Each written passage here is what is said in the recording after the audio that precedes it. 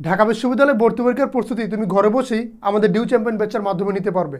আমাদের পেড ব্যাচে আমরা ইংরেজিটা কত সুন্দরভাবে ধরে ধরে বুঝে বুঝে পড়াচ্ছি, সেটা তোমাকে দেখাবো আজকের এই ক্লাসে। আজকে আমরা যে টপিকটা নিয়ে আলোচনা করবো সেটা হচ্ছে রাইট ফ্রম ভার্ব।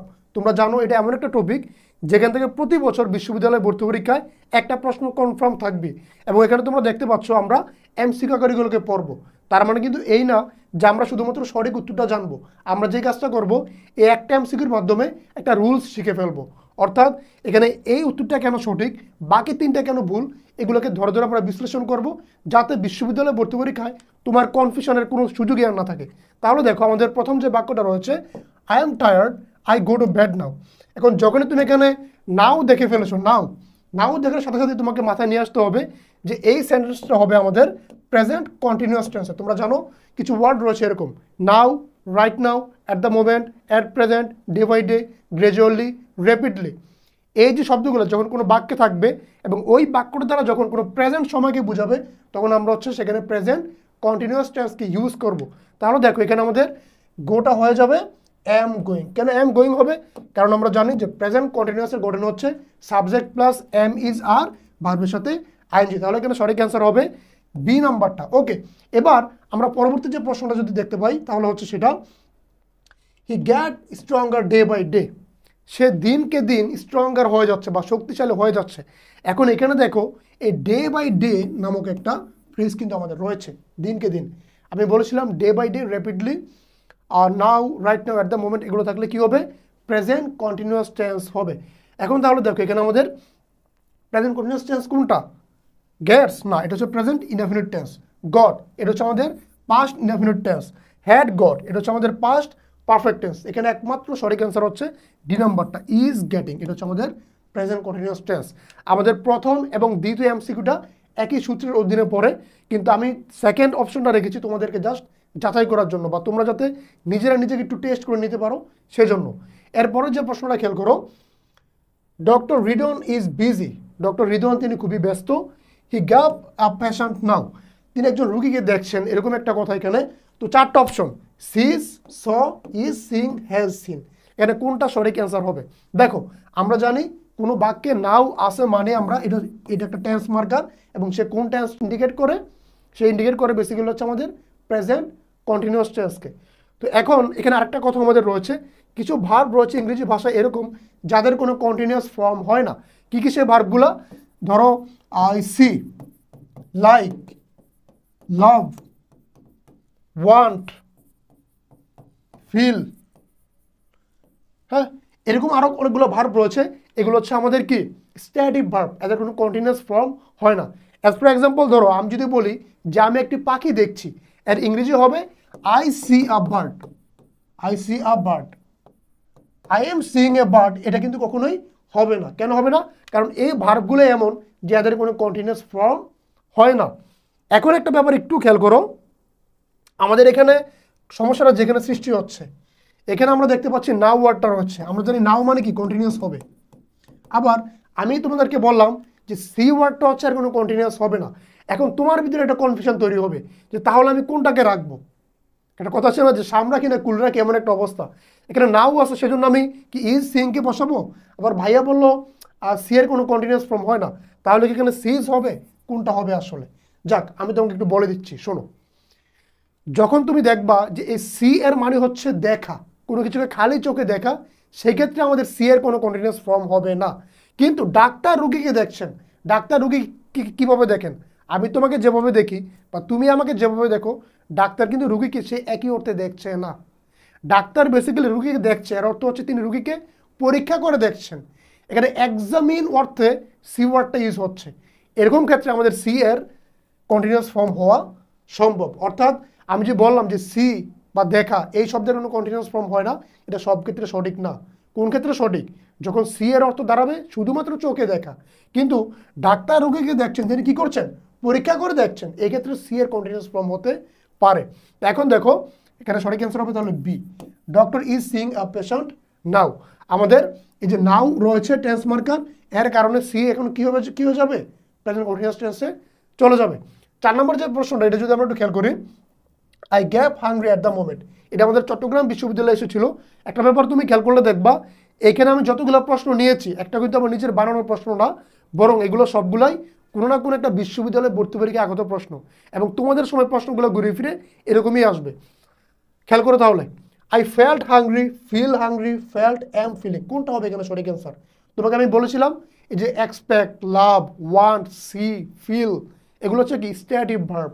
এখন তোমার মনে একটা প্রশ্ন আসতে পারে যে ভাইয়া আপনি বলেছিলেন যে অ্যাট দ্য মোমেন্ট যদি থাকে সেটা তো কন্টিনিউয়াস টেন্স হবে, আবার আপনি এটাও বললেন যদি ফিল থাকে তাহলে সেটা কখনই কন্টিনিউয়াস হবে না। এখন আমি আসলে কোনটা রাখবো? আমি কি অ্যাট দ্য মোমেন্টকে ফলো করবো, নাকি যে ফিল আপনি বলেছেন স্ট্যাটিক ভার্ব হবে এটাকে ফলো করব? এখানে একটা ব্যাপার আছে, একটু খেয়াল করে বোঝার চেষ্টা করো জিনিসটা মনোযোগ সহকারে।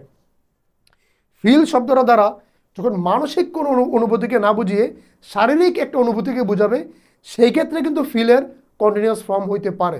অর্থাৎ তোমাকে যে আমি বললাম ফিলের কোনো কন্টিনিউয়াস হয় না, এটা সবসময় সঠিক না। ফিল দ্বারা যখন একটা শারীরিক অনুভূতিকে বোঝাবে, আমি যদি তোমাকে বলি যে আমি ক্ষুধার্ত অনুভব করছি, এর মানে কি? এর মানে হচ্ছে আমি শারীরিকভাবে ক্ষুধার্ত অনুভব করছি, তাহলে এরকম ক্ষেত্রে ফিলের কন্টিনিউয়াস ফর্ম হতে পারে। তাহলে এখানে সঠিক অ্যান্সার হবে কোনটা? তোমরা আশা করি বুঝে গিয়েছো, এই বি নাম্বারটা, I am feeling hungry at the moment. দেখো এখানে প্রত্যেকটা প্রশ্ন প্রথম আমি একটা তোমাদেরকে বুঝাচ্ছি, তারপরটা তোমাদেরকে করতে দিচ্ছি, এবং আমি নিজেও সেটাকে এক্সপ্লেন করে দিচ্ছি, কারণ অনেকের বুঝতে সমস্যা থাকতে পারে, সেজন্য আমি ডাবল করে রিপিট করছি জিনিসটাকে সবার বোঝার সুবিধার্থে। আমাদের চ্যাম্পিয়ন ব্যাচে প্রত্যেকটা ব্যাপার ঠিক এভাবেই তোমাকে পড়ানো হবে। আমরা এখানে তো এমসিকিউ আকারে পড়ছি, সেখানে আমরা টপিক আকারে পড়বো, সেখান থেকে আমরা এমসিকিউ প্র্যাকটিস করব, এমসিকিউ তোমাকে এভাবে দিয়ে আমি সলভ করাবো এবং পরীক্ষা নিব, যাতে কোনোভাবেই তোমার প্রিপারেশনে বিন্দুমাত্র গ্যাপও না থাকে। এরকমভাবে তোমাকে ইনশাল্লাহ আমাদের এই ব্যাচে পড়ানো হবে। এখন তোমাদের অনেকের মনে একটা প্রশ্ন জাগতে পারে যে ভাইয়া ডিউ চ্যাম্পিয়ন ব্যাচের কথা বলছেন, এটা আসলে কি বা কাদের জন্য? সো ডিউ চ্যাম্পিয়ন ব্যাচের ব্যাপারটা বলার জন্য আমি 1 মিনিট সময় একটু চেয়ে নিচ্ছি তোমার কাছ থেকে। সেটা হচ্ছে এই ডিউ চ্যাম্পিয়ন ব্যাচটা বেসিক্যালি হচ্ছে তোমরা যারা ঢাকা বিশ্ববিদ্যালয়ে পড়ার স্বপ্ন দেখছো, যারা ঢাকা বিশ্ববিদ্যালয়ে ভর্তি প্রিপারেশন নিচ্ছ, তোমাদের জন্য আমাদের ঢাবিয়ানদের একটা আয়োজন। এই আয়োজনে তোমরা যারা বি ইউনিটের শিক্ষার্থী, অর্থাৎ যারা মানবিকের শিক্ষার্থী, যারা বি ইউনিটে পরীক্ষা দিবা, তোমাদের জন্য মোট 120টা ক্লাস থাকছে। আমি যেরকমটা বারবার আমার সব ভিডিওতে বলি, আবারও বলছি, এই 120টা ক্লাস এগুলো হচ্ছে বেসিক্যালি সলিড ক্লাস। এই ক্লাসগুলোর পাশাপাশি আমাদের সলভ ক্লাস থাকবে, আমাদের হচ্ছে উইকলি টেস্ট থাকবে, মান্থলি টেস্ট থাকবে, এবং আমাদের পূর্ণাঙ্গ 20টা মডেল টেস্ট থাকবে। সো আমি তোমাকে এই ধরো রাইট ফ্রম ভার্বটা পড়ালাম, তোমাকে আমি প্র্যাকটিস করালাম, তোমার যদি কিছু বুঝতে সমস্যা থাকে তুমি সলভ ক্লাসে সেটা আমাকে বলবে, এবং এরপর তোমাকে আমি একটা পরীক্ষা নিলাম। সো এর চেয়ে ভালোভাবে প্রিপারেশান নেওয়ার আর কোনো ওয়ে হতে পারে বলে আমার জানা নাই। সো কোর্সে ভর্তি হওয়ার জন্য তোমরা যে কাজটা করবা, এটা হচ্ছে এই যে 2টা নাম্বার দেখতে পাচ্ছ, এই 2টা নাম্বার একটু যোগাযোগ করবো আমাদের সাথে, 01819154207 অথবা 01829568705, এই 2টা নাম্বার, বা তুমি আমাদেরকে পেজ ইনবক্স করলে হবে। আর যারা হচ্ছে সি ইউনিটে পরীক্ষা দেবো, মানে যারা কমার্সের স্টুডেন্ট, ব্যবসায়িক শিক্ষার্থী, তোমাদের জন্য আমাদের এখানে মোট 200টা ক্লাস রয়েছে, সলিড ক্লাস। এর পাশাপাশি সলভ ক্লাস, আমাদের হচ্ছে স্পেশাল মডেল টেস্ট, পূর্ণাঙ্গ মডেল টেস্ট, এগুলো তো থাকছেই। কোর্সের ফি হচ্ছে মাত্র 2500 টাকা, ভর্তি হওয়ার পদ্ধতি সেম। আচ্ছা, তো এবার 5 নম্বর প্রশ্ন যদি আমরা একটু খেয়াল করি, the gap to a concert tomorrow, একটা ব্যাপার খেয়াল করো, টুমোরো হচ্ছে একটা ভবিষ্যৎ সূচক শব্দ, ভবিষ্যৎকে বোঝায়। সো আমরা জানি ভবিষ্যৎ মানে কি ফিউচার টেন্স, কিন্তু না, কোনো বাক্যে কোনো ভবিষ্যৎ সূচক ওয়ার্ড আছে মানে সেটা সবসময় যে ফিউচার টেন্স হবে, ব্যাপারটা এরকম না। যখন এরকম tomorrow, next month, next day এরকম কোনো ওয়ার্ড থাকবে এবং সেটা দ্বারা যখন কোনো নিকট ভবিষ্যৎকে বোঝাবে, সেক্ষেত্রে সে প্রেজেন্ট কন্টিনিউয়াস টেন্স হইতে পারে। আচ্ছা, একটা এক্সাম্পল তোমাকে আমি দিই, বাংলায়, ইংলিশ বাদ দাও।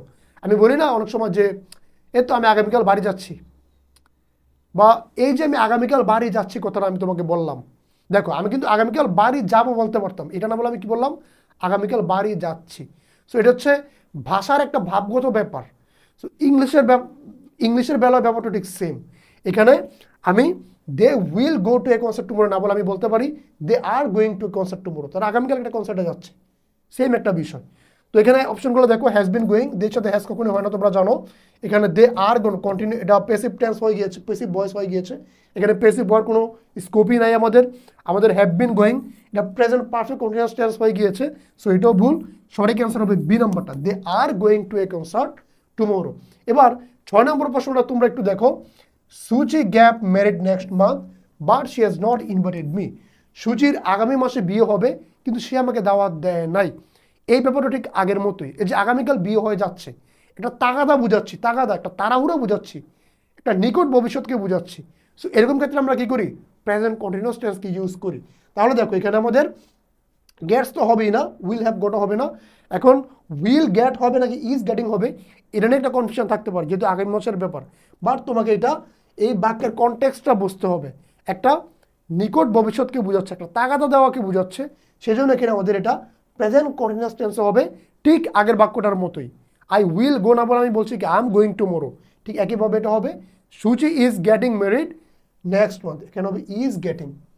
ঠিক আছে, সো আশা করছি এটা তোমাদের কাছে মোটামুটি পরিষ্কার। যদি কারো কোনো সমস্যা থাকে আমাদেরকে অবশ্যই একটু কমেন্ট বক্সে জানাবে।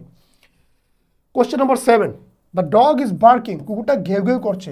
ইট গ্যাপ আর টেরিবল নয়েস, কুকুরটা ঘেউ ঘেউ করছে, এটা খুবই টেরিবল একটা নয়েস তৈরি করছে, খুবই ভয়ানক একটা শব্দ তৈরি করছে। এখন দেখো সব কিছু আসলে এটা ঢাকা বিশ্ববিদ্যালয়ে আগে একটা প্রশ্ন, তোমাদের যতগুলো প্রশ্ন আসবে সবগুলোকে তুমি গ্রামারিক্যাল রুলস দিয়ে সলভ করতে পারবা না। কিছু প্রশ্ন থাকবে এমন তোমাকে কমন সেন্স খাটিয়ে এটাকে বুঝে নিতে হবে। দেখো কুকুরটা এখন গেগুই করছে, তার মানে শব্দটা এখনই হচ্ছে। কুকুরটা যদি এখন গেগুই করে, শব্দটা তার গতকালকে হয় নাই বা আগামীকালকে হবে এমন না। কুকুরটা এখন গেগুই করছে মানে শব্দটা আমার এখনই হচ্ছে। তাহলে এখানে আমাদের এটা আগেরটা যেহেতু প্রেজেন্ট কন্টিনিউয়াস টেন্স, পরেরটা আমাদের প্রেজেন্ট কন্টিনিউয়াস টেন্সেই হবে। এখানে সঠিক অ্যান্সার হবে তাহলে it is making a terrible noise, এটা হচ্ছে আমাদের প্রেজেন্ট কন্টিনিউয়াস টেন্স। 8 নম্বর যে প্রশ্নটা একই ধাঁচার একটা প্রশ্ন, 7 নম্বরটা আমি তোমাদেরকে বুঝিয়ে দিয়েছি। এবার 8 নম্বরটা তোমরা একটু আমাকে অ্যান্সারটা কমেন্টে জানাও। দেখো এটাও কিন্তু ঢাকা বিশ্ববিদ্যালয় আগত একটা প্রশ্ন, আমি আগেই বলেছি এখানের প্রত্যেকটা প্রশ্ন বিশ্ববিদ্যালয়ে ভর্তি পরীক্ষার প্রশ্ন, একটা আমার নিজের বানানো প্রশ্ন না। মারিয়া ইজ ইন দ্য কিচেন, মারিয়া কিচেনে রয়েছে। সে গ্যাপ লাঞ্চ, সে লাঞ্চ কি করছে, cooks, cooked, was cooking, is cooking, কোনটা হবে? এটাও কমন সেন্সের বিষয়। কেউ যখন কোনো কিচেনে থাকে তার মানে কি, সে রান্না করছে। কিচেন তো আর ঘুমানোর জায়গা না, কিচেন তো আর গান গাওয়ার জায়গা না, এটা কি করার জায়গা, রান্না করার জায়গা। মারিয়া এখন কিচেনে আছে, এর মানে হচ্ছে সে এখন রান্নাটা করছে। তাহলে এর সঠিক অ্যান্সারটা হবে মারিয়া ইজ কুকিং। তাহলে দেখো আমি তোমাকে প্রথমে একটা ধাঁচের প্রশ্ন দেখাচ্ছি, একটা প্যাটার্ন দেখাচ্ছি, আমি বুঝিয়ে দিচ্ছি এবং তারপরেরটা তোমাকে সলভ করতে দিচ্ছি একই ধাঁচের, যাতে এভাবে বারবার প্র্যাকটিস করার ফলে তোমার কোনোভাবেই ন্যূনতম কনফিউশন সৃষ্টি হওয়ার কোনো কারণ না থাকে। আর 9 নম্বর যে প্রশ্নটা দেখো, he has just got out, সে মাত্রই গন, গোয়িং, ওয়েন্ট, গেটিং, সে মাত্রই বেরিয়ে গিয়েছে। তোমাকে মনে রাখতে হবে just, just now, yet, already, lately, ever, recently, up to now, এই যে অ্যাডভার্ব এবং অ্যাডভার্বিয়াল ফ্রেজগুলো রয়েছে, এগুলো কোনো সেন্টেন্সে থাকলে ওই বাক্যটা কোন টেন্স হয়, প্রেজেন্ট পারফেক্ট টেন্স হয়। এটা একেবারে ছোটোকালের একটা কথা, তোমরা সবাই জানো। তোমাকে মনে রাখতে হবে এই জাস্ট, অলরেডি, এই ওয়ার্ডগুলো যখন কোনো বাক্যে থাকে তখন সে হচ্ছে অক্সিলারি ভার্ব এবং মেইন ভার্বের মাঝে বসে। এই যে আমাদের হ্যাজ অক্সিলারি ভার্ব, তারপরে এই যে আমাদের এখানে একটা ভার্ব বসবে মেইন ভার্ব, এর মাঝখানে সে বসে। তাহলে দেখো এখানে আমাদের যেহেতু প্রেজেন্ট পারফেক্ট টেন্স হবে, প্রেজেন্ট পারফেক্ট স্ট্রাকচারটা কি, সাবজেক্ট বসবে, হ্যাভ অথবা হ্যাজ বসবে, তারপরে ভার্বের পাস্ট পার্টিসিপল ফর্মটা বসবে। তাহলে গো এর পাস্ট পার্টিসিপল হচ্ছে গন। তাহলে এখানে সঠিক অ্যান্সার হবে he has just gone out, সে মাত্রই বেরিয়ে গেল, সে মাত্রই বেরিয়ে গেল। এবার পরের প্রশ্নটা যদি একটু খেয়াল করো, the gap their reports yet, এটা কিন্তু আগেরটার সাথে কানেক্টেড, সংশ্লিষ্ট একটা প্রশ্ন। তারা এখনও তাদের রিপোর্ট পায় নাই। এখন তোমাকে একটা জিনিস মনে রাখতে হবে, যখন কোনো বাক্যে অলরেডি থাকবে সেটা হবে পজিটিভ, আর কোনো বাক্যে যখন ইয়েট থাকবে তখন সেটা হবে negative. Already positive, yet negative. এখন এখানে একটা ব্যাপার খেয়াল করো, আমাদের ডিড নট রাইট, এটা আমাদের নেগেটিভ আছে, বাট সে কিন্তু প্রেজেন্ট পারফেক্ট টেন্সে নাই, সেজন্য এটা আমাদের ভুল। এরপর আমাদের রোড, এটা আমাদের রয়েছে পাস্ট ইনডেফিনিট টেন্সে, সেও ভুল। এবার প্রশ্ন হচ্ছে হ্যাভ রিটেন হবে নাকি হ্যাভ নট রিটেন হবে। অবভিয়াসলি এখানে হবে have not written. They have not written their reports yet, তারা এখনও তাদের রিপোর্টটা লিখে নাই। আর যদি এখানে আমাদের অলরেডি থাকতো তাহলে কি হতো, they have already written their reports. Already যদি ওয়ার্ডটা থাকে সে হচ্ছে আমাদের অক্সিলারি ভার্ব এবং মেইন ভার্বের মাঝখানে বসে, আর ইয়েটটা বাক্যের শেষে বসে। পার্থক্য একটু খেয়াল করো, অলরেডি থাকলে কোথায় বসবে, অক্সিলারি ভার্ব আর মেইন ভার্বের মাঝখানে, আর ইয়েট কথাটা থাকলে সে বাক্যের শেষে বসবে। Already positive, yet negative. Already positive, yet হচ্ছে কি আমাদের নেগেটিভ। ক্লিয়ার কি না আমার এই কথাটা?